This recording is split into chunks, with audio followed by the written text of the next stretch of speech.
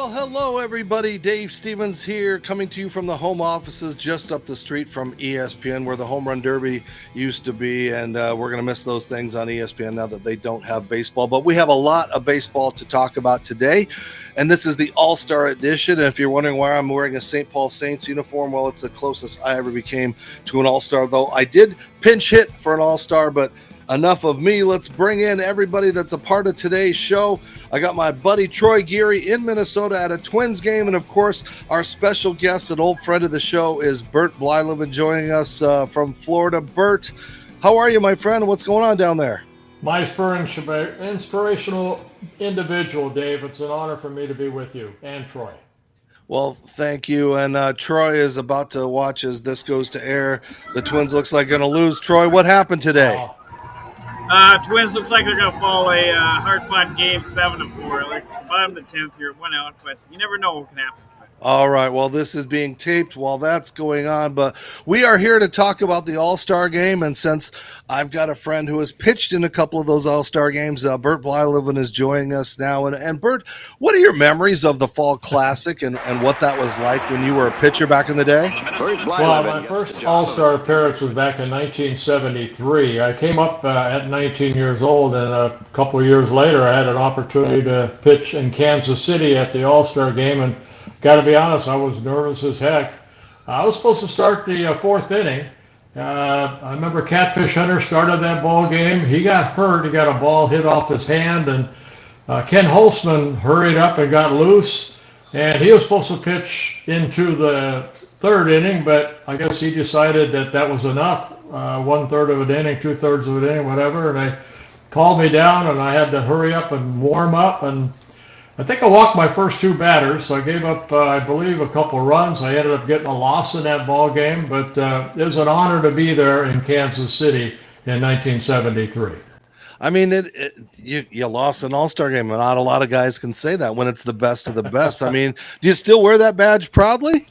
I do. You know what? I think I have another one that my next one was 1985, so it was 12 years in between All-Star appearances. That might be the most of anybody as far as being on one, and then finally 12 years later being picked for another All-Star game. Well, as you talked about that, here you are in the Metrodome, which had to be a very special thing to kind of return back there. What are your memories of that? Well, I was wearing a Cleveland Indian uniform. Jack Morris started that ball game. Jimmy Key, I looked it up. Before I came on your show. Jimmy Key started, and then I came in relief and pitched a couple innings. I believe I gave up a couple runs. I didn't get the loss in that ball game, even though we lost to the National League, who, they controlled the All-Star games for a long, long time. The National League did. And Troy is sitting in the press box, and he has a couple of things he wanted to ask you as we again watch these magical moments. It just takes me back to when baseball was fun to watch. Troy? Yeah, Bert, I was going to ask you about today's All-Star game compared to back when you played. I mean, it was a lot more competitive, it seemed, back when you played, and now it's kind of more of an expedition. Guys are on pitch counts and all that stuff. So just kind of your thoughts of today's All-Star game compared to when you were played. You didn't have to mention pitch counts. You know what, 1973, we kind of came in, I think, on Monday, played the game Tuesday, and left Wednesday. We didn't have a lot of the hoopla like they have now. And 1985, I think, was the first All-Star game that they had the home run hitting contest. I know Tom Bernansky, a future teammate of mine with the Twins, won that home run hitting contest. And, when they said they were going to do that, I thought, they invited me to maybe pitch in that home run hitting contest, but they did not, and I was very, very happy I got into the actual game. But I came there as a Cleveland Indian representing the Indians, and then about a month later I became a Minnesota Twin via trade. And Bert, sadly, it still is, I think, the most respected All-Star game between NBA, NHL football's become flag football. The NBA, they score 200 points. But in those days, you would see Nolan Ryan go three innings pitching, or you would get 2 innings, and you knew you were going to face all the Hall of Famers like that you were potentially going to do. So it really seemed like it did mean something in those years, even though it wasn't for a World Series home advantage or anything like that. But it still seemed like you guys really cared about that Midsummer Classic. Oh, you really did. I mean, it took a lot of pride in being an All-Star. First of all, you're very, very fortunate. And then when you get there, you're in a locker room with all the greats. I remember my first All-Star game in 1983 or 73. I think the first batter I faced was Pete Rose, and then Joe Morgan, and then I think Cedeno with the Houston Astros. I got to face Hank Aaron. I think he got a base hit off me, which, he only had 3,700 of them. So, but just to play in the All-Star game and Bert play Blyleven against gets the the job National of League at attempting that to time, which we didn't see a lot because they didn't have the interleague play. So, it was a lot of fun, and took it with a lot of pride. And I wish I could have pitched a little bit better, but it is what it is. And Bert, I mean, what was the caveat? Like, was it like 5,000, 3,000, not like the millions of dollars for the bonuses that you get today? You know what? I have no idea. I don't remember, 1973. If I got a bonus from Calvin Griffith, good luck with that. Maybe he paid for the plane ride. 1985, probably. I don't remember. I don't think I had anything in my contract. If I made an All-Star game, I got extra bonus. It's just an honor to be there. Yeah, Troy? what do you think of all the MLB adding the draft and all that stuff around the All-Star game? Kind of make it a big, more than just not a weekend, but like almost a full week. I know things start on Friday when games are still being played. You got the draft, of course, Sunday, all that other stuff that goes on All-Star week. When you played, it was just really the game. It was just a game, yeah, but I like what they've done. I think baseball's done a great job of promoting themselves, with the Monday events they have, and then the All-Star game, the softball games, I think that they put in. Of course, the red carpet gives everybody a chance, I think, to see a lot of their stars who they idolize or look up to walking down that red carpet. And then the All-Star game itself, along with the home run hitting contest, a lot of functions, a lot of pride, I think, of everybody. I think now that makes the All-Star team, they should have a lot of pride on being there and representing their ball club. Bert, well, what was that like, especially in 73 for you? I mean, I know you were a fan of the game, so suddenly there's a Willie Mays, there's all of these stars that, especially there was no interleague in those days, so you wouldn't get to interact with a lot of these guys. So what was that like for a young kid like you then? Well, as a pitcher, you have to face, some of the best. You mentioned Willie Mays. I mentioned Hank Aaron before, and Pete Rose, Joe Morgan, Concepcion, I think, was on that ball club. That's when the Reds were really coming into their own. But, it was an honor to be out on that mound and with that ball in my hand and trying to get somebody out and to do the best you can. And you always did, and we so appreciate your career.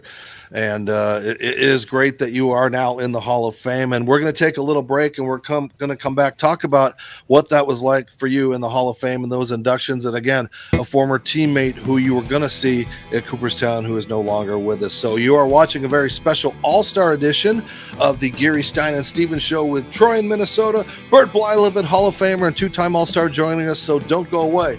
We'll be back right after this. Serendipity Yacht Cruises and Events wants you to come party with us. We're bringing the fun to the Houston Bay Area. Stay tuned for all of our incredible events throughout the year, featuring amazing food and drinks, live entertainment, special guests, and so much more. Fun, new, different. Serendipity Yacht Cruises and Events is where you want to be. So come party with us. It's more than a yacht. It's serendipity. Introducing the world's first temporary airbrush tattoo kiosk, iTattoo, bringing wearable, shareable temporary body art to live events. iTattoo stands for Interactive Temporary Airbrush Tattoo Unit. The team is raising additional capital for this incredible iTattoo concept, putting ink on skin at scale. I'll say it again, folks, ink on skin at scale. This will be the coolest addition to any event, and imagine the reactions when you add body art to the mix. Cool kiosks for a large venue or event, and it's super sponsorable. If you or anyone is interested in talking about the cap raise or the unit itself, please reach out to Nathan or Chris at itattoo.life.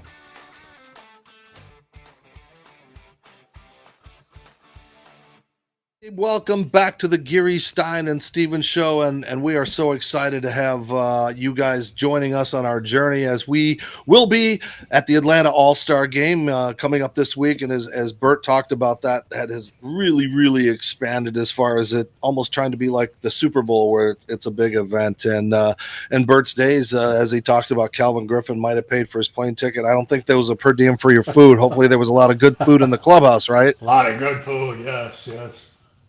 Well, as we wind down the second part of our show, we touched on it, and I still think it's a travesty that it took Bert so long for you to get that call to the Hall when you had those numbers and the consistency and everything that went along with it. But you finally got it, and just take us through what that day was like.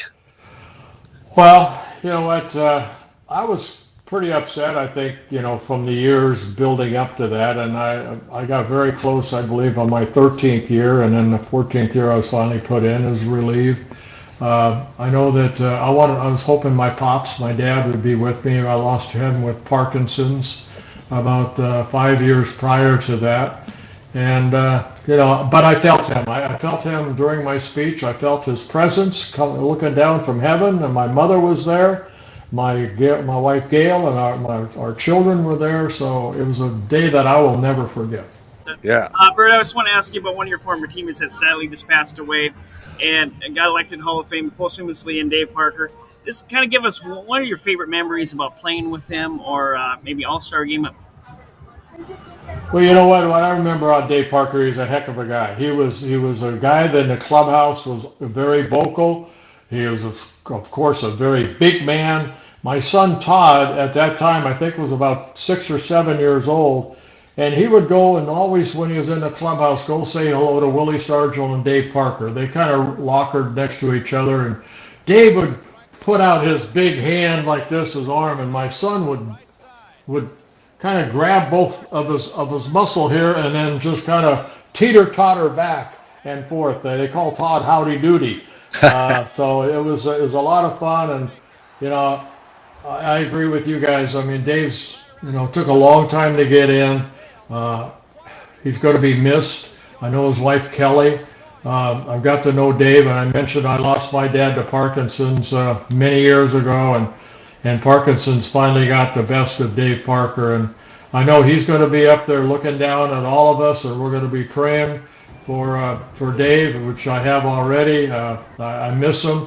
He was a great individual. I saw him about a year ago at a card show, and gave him a big hug. And it's sad that he won't be there. I know also Dick Allen will not be there either. So you hate to time passes and we lose a lot of loved ones. And Dave Parker was definitely somebody that we loved.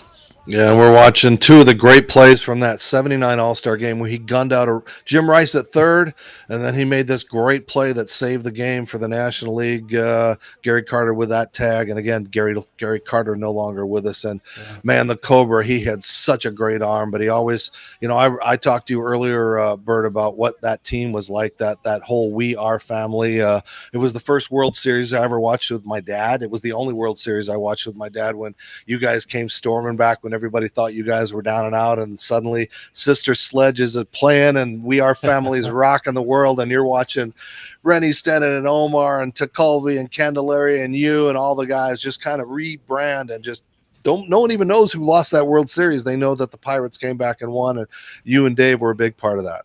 Well, you know what? I think about that World Series. We're led by a great manager in Chuck Tanner. He let us be us. And we had a lot of veterans in that clubhouse. Jim Rooker, Ed Ott, Phil Garner, Tim Foley, Bill Matlock, Omar Marino out in center field. Of course, Bill Robinson in left, Lee Lacey, Steve Nicosia behind the plate with Manny Sanguillen. So, and our pitching staff, we were anchored at the end by Kent Tekulve, who has really kind of Hall of Fame numbers too. So played with a lot of great players in 1979. But I think what made that is if we lost a ball game, Willie Stargell or Dave would go over to the jukebox that we had or radio, and he'd turn it up louder. Let's go, boys. It's behind us. Let's win tomorrow.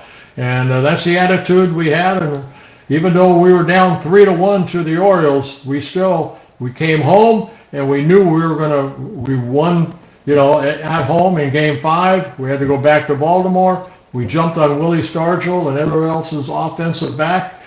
Bibby pitched a great game. Candelaria pitched a great ball game. Tekulve got the saves that he had to, and we won the World Series, first World Series I was in. Speaking of Twins, I just want to ask you about your broadcast partner for a long time, Dick Bramer, just retired. Kind of give us some thoughts on working with Dick and what it was like doing Twins games with him. Dick was great. You know what? I don't think anybody in baseball, as far as the Minnesota Twins, knows baseball Twins history better than Dick Bramer does. And I worked with him for 25 years. We became real good friends. We saw two of his little babies being born, Eric and Hannah, and now they're grown up. And time guy goes too fast. But Circle Me Bert and all the things we did in Minnesota. It's a fans game. I think we had a lot of fun doing it, and Dick Bramer was a big part of that. Yeah, I miss you doing the games. Thank you. We don't get enough of those guys that played the game that are now. They're just throwing in people left and right, especially, in the major leagues. Like I kind of lost interest in baseball a little bit anymore because you don't get those guys that are playing 8, 9, 10 years with the same teams. They're 1 year here, 1 year here, going to New York. I'll go play for the Mets this year. I mean, it's not that same as when we were kids. And it's been so great to get to know you, Bert, on a personal level, but also to appreciate one of the greatest curveballs in the history of the game. I don't think that you're recognized. So my long-winded question is, we just watched Clayton Kershaw get that 3,000th strikeout. Mm-hmm. There are so many guys that are so far behind. Are we ever going to see another 3,000 strikeout person? You had 3,700. Well, it's a different game, of course. I think Troy mentioned the pitch count, or you did, Dave, earlier. Starters only go 5 or 6 innings, and they're bigger and stronger. They pitch every 5th day, where we pitch. I know when I came up in 1970, we pitched every 4th day. I don't understand the pitch count. You can't put everybody under one hat. I'm not going to put Joe Ryan under the same hat as maybe the 4th or 5th type starter, or Lopez for the Twins. I'm going to let them go 110, 120. I'm going to let them get in to the 7th and hopefully 8th inning, to where that bullpen isn't worn out by August. And but that's the way that the analytic department feels that in the game today, that's the way it has to be run. So I think a lot of managers, go that direction. Absolutely. I'll tell you one thing though. They take me out with a no-hitter going like that young man in Yankee Stadium at 103 pitches. There would have been a fight in the dugout. Well, speaking of no-hitters, you had a no-hitter in your last start for one of your teams. I mean, tell us a little bit about that. Well, that was Texas Rangers. I'd just come off the disabled list. I had pulled a groin muscle, and I missed some time with the Rangers. And they're actually Texas. They were in Anaheim, and that's where I was living at the time. And I went out to the ballpark. I told Billy Hunter, the manager, that I felt I could pitch. They had an open spot. Ended up pitching and re-aggravating the groin in the 9th inning. But I got my no-hitter. And, everything fell into place. I had pitched, I had 60 shutouts. There was a lot of times that I had better stuff. But that day, it seemed like the angel hitters, and there was a lot of good hitters on that ball club, were hitting the ball right at my defense. And lo and behold, I ended up pitching a no-hitter. Troy? I was going to ask you, I mean, you kind of talked about, your curveball, but where do you think your spin rate would rate now in today's game? I don't know. I'd like to find out what it is. I'd like to know what my velocity was, because it seems like everybody's throwing 98 to 99, and, Nolan Ryan, I think they probably, in this era, he'd probably be throwing 110. But instead of, I think, 88 to 92, usually where I pitched, I was probably 91 to 94, in today's game. It's changed a little bit that way. I kind of watch as I go down the highway, because they got these guns, and if they're juiced, my 45 is all of a sudden 50, and I might get a ticket. Well, I created my MLB The Show guy with you as my pitcher. So even though in the MLB The Show I have legs, I'm throwing a Bert Blyleven curveball. So I'm enjoying that. Get on top. There we go. So let's take a look at who's playing in this game. Bert, if you want to comment on any of the guys that you enjoy watching. Troy, why don't you go over some of them? Yeah, I mean, for the American League, we have Cal Raleigh, who leads the league in home runs, catcher, 35 home runs, first-time All-Star. So he'll be exciting to see. I know he's had a great year. Vlad Guerrero, consistency with his selections. I think this is number 9 for him. And a lot of young guys. I mean, Jacob Wilson, pretty good shortstop. Gleyber Torres, who's been around the league. And then you got consistency like Aaron Judge, and then a couple of young guys, Riley Green and Javier Baez has a resurgent year this year with the Tigers, and they're doing great. As in the National League, I mean, like I said, a lot of these young guys, Kyle Tucker, Pete Crow Armstrong, first-time All-Star, pretty fun to watch. And then where everybody likes to see Shohei Ohtani, I'm sure he'll have a huge following, especially the Japanese reporters. We're going to have to fight over them when we get to Atlanta because they just hound the guy. But it's just going to be one of those weekends that's going to be fun for all of us. And Bert, we talked about Ohtani. Does it amaze you? Is he the greatest player you've ever seen? I mean, you were around Willie Mays and Hank Aaron, and they weren't pitching. Well, yeah, I mean, Ohtani is a special individual, but think about Hank Aaron. People say, who was the greatest player ever? I look at Hank Aaron because you take away his, 715 home runs, whatever it was, he still had over 3,000 hits. Willie Mays was a great player. Troy, I got to ask you, did Bobby Witt made from Kansas City Royals? I like him a lot. I think he did. Do we have the list, Dave, yet? They're just starting to come out. They've added guys like looks like they've added Clayton Kershaw. That must be like a special retirement selection thing because I don't think he's got the numbers to be an All-Star. But did Byron Buxton make it?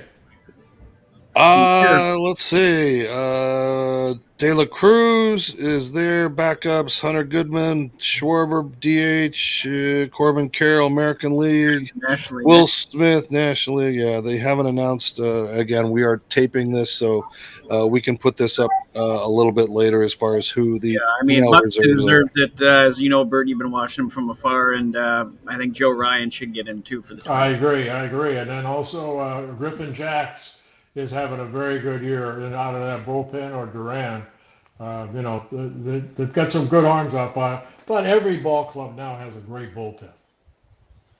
That's true, but again, as you talked about, those are the guys that they're spot starting, relief pitchers and things like that. So, Bert, as we leave you with, I have one question as we end up, and again, thank you for your time. Is the game still fun to watch for you? I mean, I know you're involved with the kids and the camps and with the Twins and everything like that, but is it still an enjoyable, fun game to watch? It is. I could still stop off and watch a Little League game, on the side of the road if kids are playing. We have a house that's not too far from a big park, and there's always kids out there playing. Of course, Dave, don't not love the game. The game is a great game, even though it's played a little bit different now. It's still 90 feet, to each base. It's still 60 feet, 6 inches. And you fall in love, I think, with the ball club. You fall in love with certain players that you admire, even though sometimes they get traded from here to there, but never fall out of love for the game of baseball. It's the greatest game in the world. Absolutely. And could you fathom the contract you would have in this day and age? Well, if Calvin Griffith was the owner, I'd still be well, Bert. You know what? I went through 8 different lockouts and strikes, and I hope that these players today, the current day players, and I think the Players Association, the Alumni Association, they do a good job of trying to tell these young kids the history of the game from the first strikes that we had in the early 70s all the way, sad to say, in 94. Let's not let that happen again. But I went through 8 of them. I've lost a lot of playing time because we were fighting for the players and the future of the game of baseball. Absolutely. Well, Troy, final thoughts? Yeah, Witt did get in, and they're just announcing through. So I'm hoping Bucks and Ryan get in too. Hope so too. Thank you. All right. Well, that'll do it for Bert. For Troy, next time you see us, we'll be in Atlanta. All kinds of things going on there. The futures game, the draft, the softball, celebrity, although I question celebrities that they've announced. But hey, everybody wants to stay safe and not get hurt. So again, for Bert and Troy and myself, this is Dave Stevens. You've been watching the Geary, Stein and Stevens Show All-Star Selection Show. Bye, everybody.